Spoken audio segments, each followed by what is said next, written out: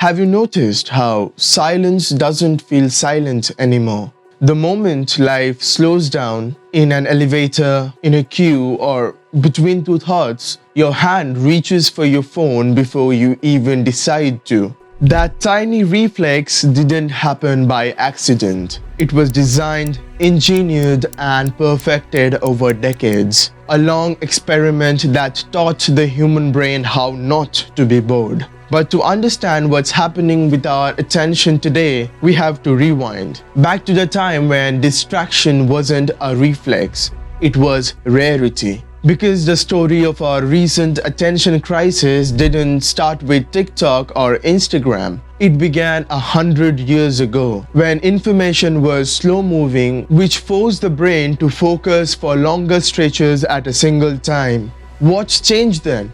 Everything. And the result is the world we live in now. A world where silence feels uncomfortable, where boredom feels unbearable, where the smallest pause triggers the urge to escape into the glowing screen.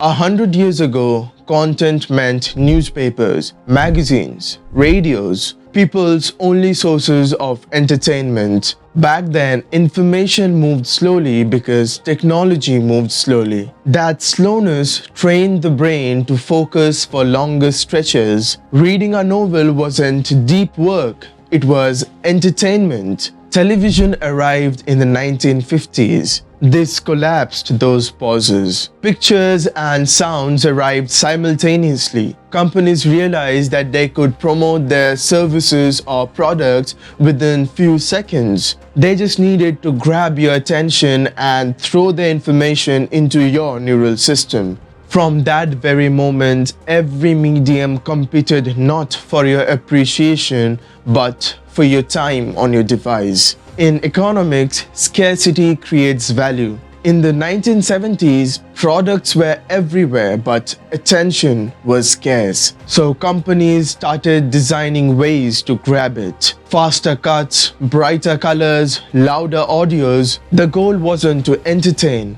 it was to interrupt. In the early 2000s, the internet was young, idealistic, and messy. Forums, blogs, early YouTube, and many more. But the internet was missing something crucial: a business model. Servers cost money, content costs time. So websites borrowed the television model, advertising, and supercharged it with data. Every click became a data point, every pause a potential ad slot. By 2010, algorithms could predict what kind of story or video would keep you engaged. Not the best content, but the most clickable. The goal wasn't knowledge, it was retention.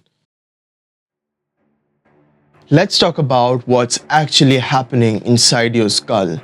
The human brain runs on a pattern of feedback and rewards. When something good happens, when you solve a puzzle, eat your favorite food, or see a new notification, the brain releases dopamine, a neurotransmitter involved with the brain's reward system. Every social media app learned to manipulate this system. Every feature is meant to create FOMO, or a desire inside you to get into their apps again and again. When you scroll through short-form videos, your brain enters a state called intermittent reinforcement. You don't know which video will make you laugh, shock you, or validate you. That uncertainty is key. Every video gives you a dopamine hit. Over time, the brain adjusts. The more stimulation you get, the more you need to feel normal. That's tolerance, and it's the first step towards dependence. Inside the skull, this tolerance shows up as physical change. Thus, scrolling continuously becomes easier to do and harder to resist. Two regions of the brain matters here the most. First, the prefrontal cortex, right behind your forehead, which handles planning, focus, impulse control, basically the adult in the room. Second, the striatum, deeper inside, basically handles reward and novelty. The part of the brain that craves for that internet stimulus. Short-form content trains the striatum to shout louder. Meanwhile, the prefrontal cortex gets less active. Brain imaging studies showed reduced gray matter density in areas linked to attention and decision making. So when you say, "I can't stop scrolling," it's not a metaphor. It's a wiring problem. So what happens to a mind that's constantly switching between things? Scientists say attention works like a battery. It drains when you use it. Every time you switch tasks, your brain has to stop, reset, and start again. And that tiny reset costs energy. That's called the switching cost. Do it once? No problem. Do it hundreds of times a day between texts, notifications, and tabs, and your mental energy drains fast.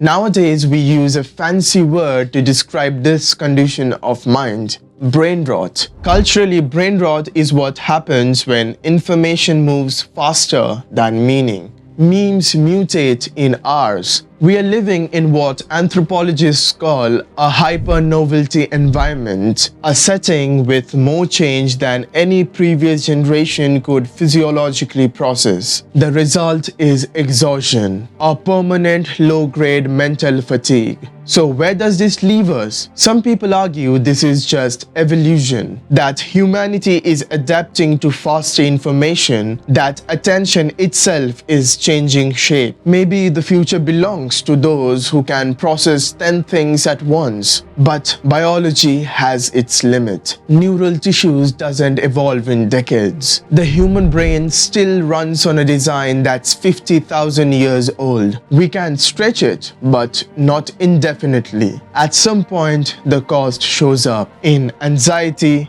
insomnia, lost creativity, and a growing sense that we are living life in fast forward. When we move from deep reading, sustained focus on a single text, to fragmented reading, skimming headlines, scrolling feeds, the brain shifts activity from the hippocampus, which is the long-term memory, to the caudate nucleus, which is the short-term habitual action. This means the more we browse, the less we encode information into our memory. It's why you can almost scroll for an hour and recall nothing afterwards. You consumed everything but digested nothing.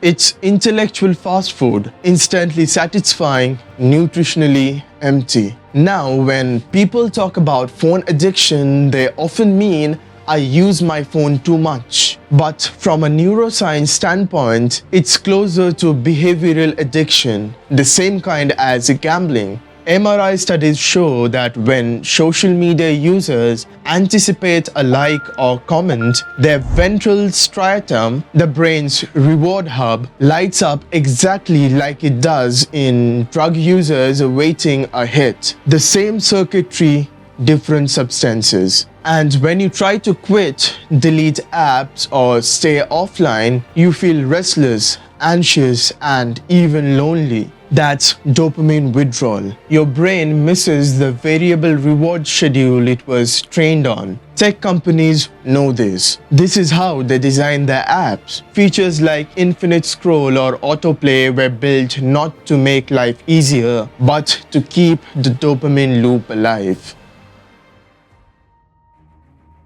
Let's zoom out again.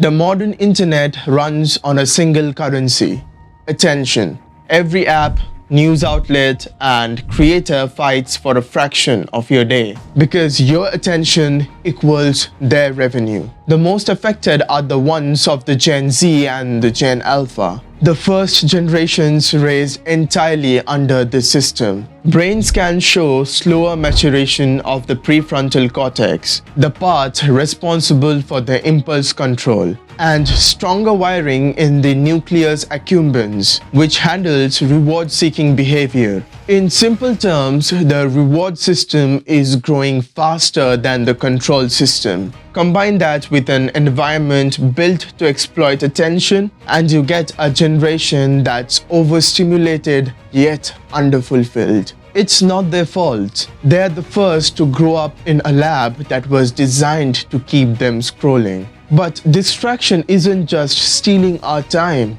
It's replacing our internal rewards with the external ones. Think about it. We used to read to learn, create to express, exercise to feel alive. Now we do the same things, but only if they are postable. Psychologists call this the substitution effect. It's subtle but devastating. When every action becomes a performance, you lose the private joy of experience. Everything turns into content, even yourself. And in that conversion, something human gets lost.